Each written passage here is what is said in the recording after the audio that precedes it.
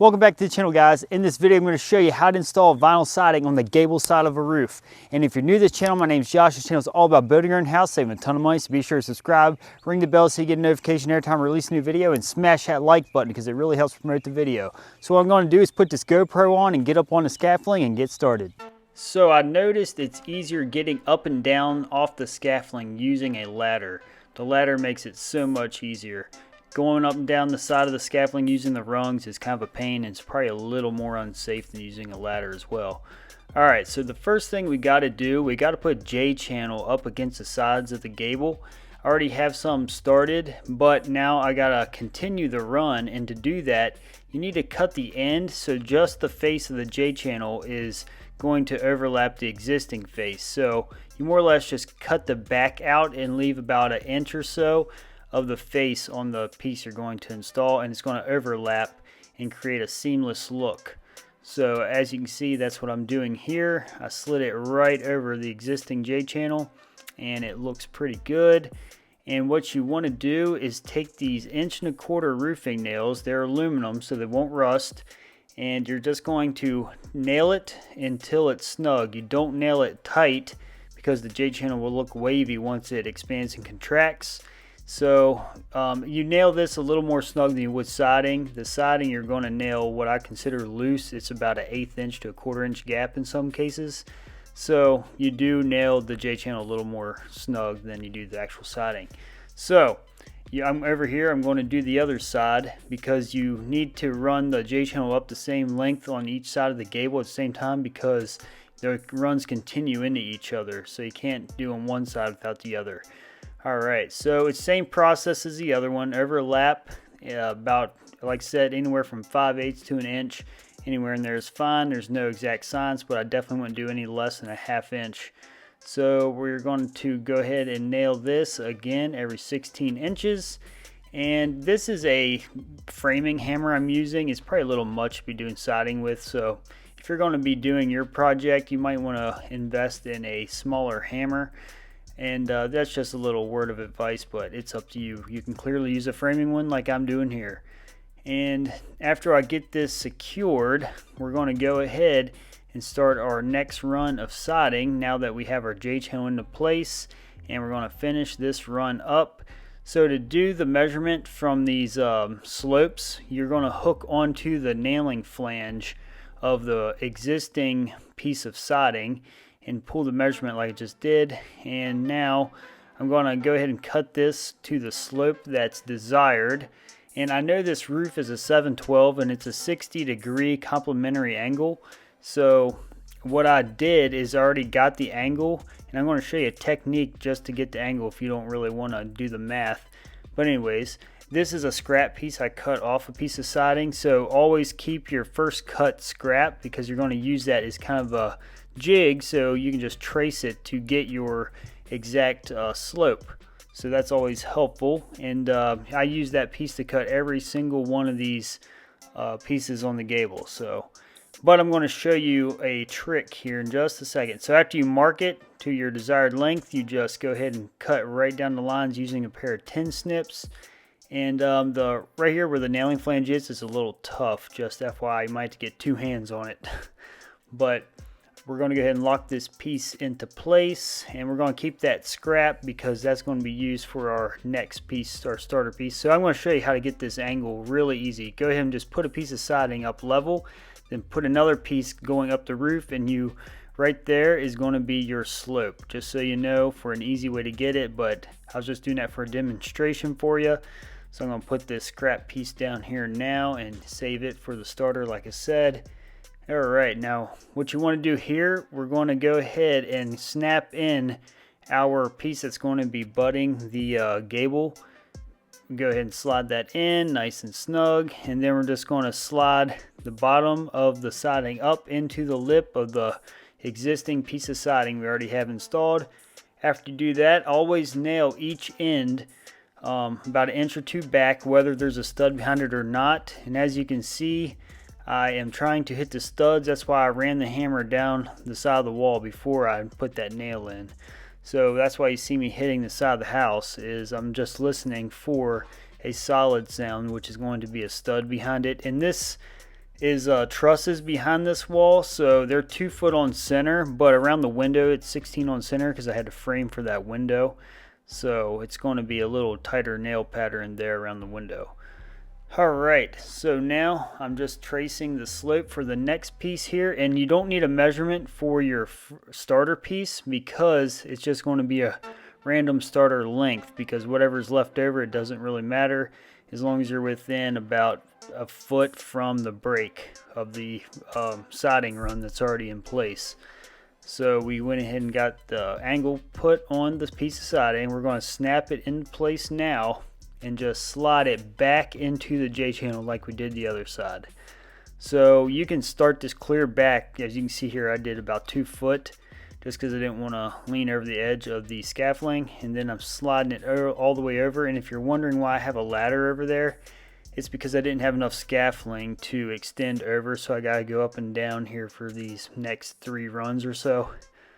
It's not easy having to do this, but when you're limited on resources, that's some of the stuff you got to do. And if you're a DIYer, you know exactly where I'm coming from.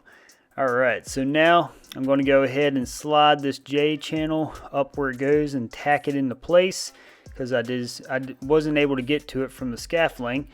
So there we go. Just make sure you slide your siding back into the J channel nice and tight. And this is when you check to make sure your angle's running nice as well. So always look up under the J channel after you put a piece in and make sure the angle looks right.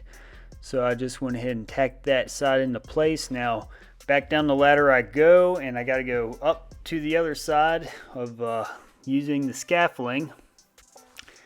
Now as you can see here, it's a little harder to go up the side of the scaffolding like that than it is a ladder, but that's just what you got to do. Alright, so you can see there's a blue line right behind that piece of house wrap, and that is usually where there's going to be a stud, because there's blue lines every 16 and 2 foot on center. So I'll try to hit the actual blue line on the back of the OSB to find the stud, and if it feels solid, then more than likely there's a stud behind it. So it is kind of hard because some places this OSB is a little wavy, so it's going to sound hollow, but there's actually a stud behind it.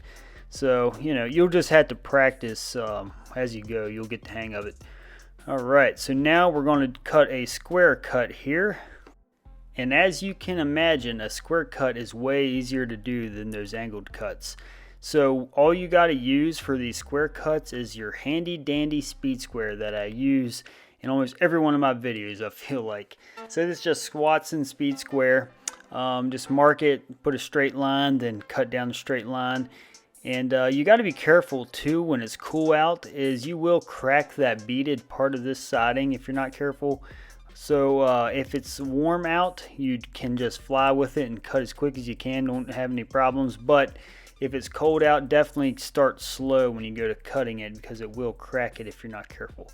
Alright, so we're just going to snap this into place, go ahead and slide it up against the window, then pull it back about no more than an 1/8 inch to 1/4 when it's warm out. When it's cold out, you can actually pull it back even farther, 1/4, sometimes even more, depends on how cold it is. So just FYI, you want to leave room for expansion and contraction.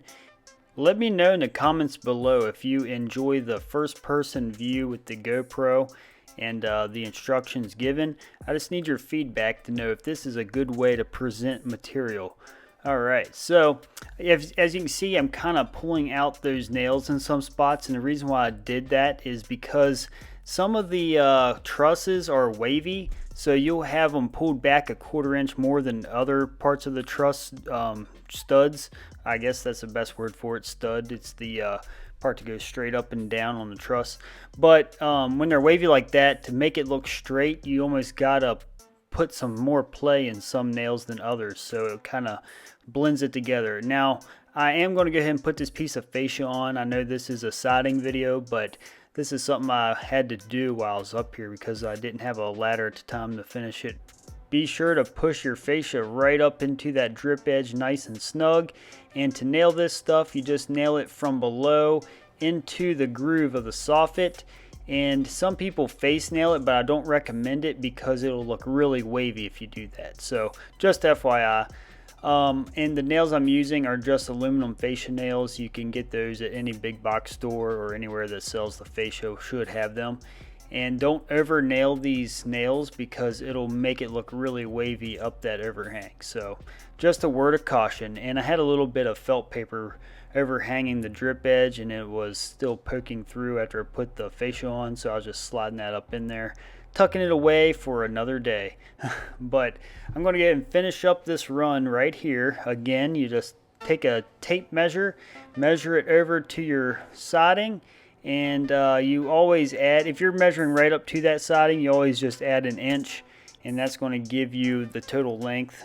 So if you're measuring it and it was 53 right to the siding, and you're going to want to make it 54, just add that inch. But alright, so I got to put this slope on like I have been doing on all the pieces.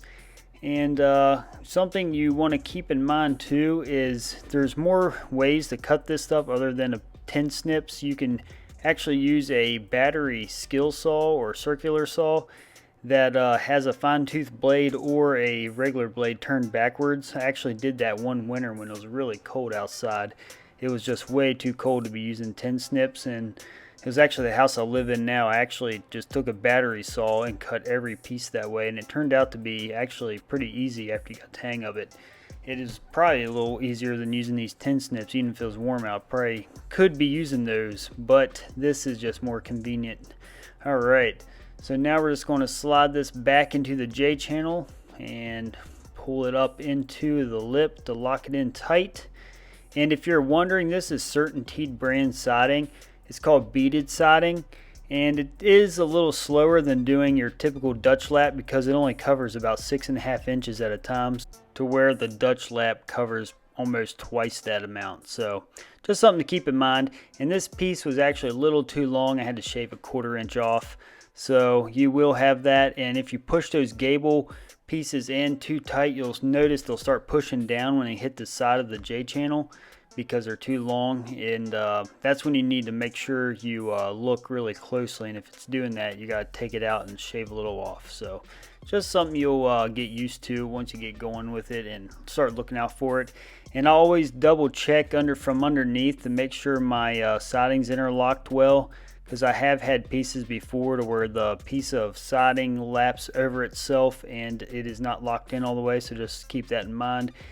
So that wraps up this video, and I wanted to say thanks a lot for watching, guys. And if you haven't yet done it, be sure to subscribe, smash that like button, ring that bell so you get a notification every time I release a new video, and leave a comment below and let me know if you enjoyed this GoPro footage or not, because this is something I'm trying out to see how it works for my audience. Thanks a lot, guys. See you in the next video. Peace.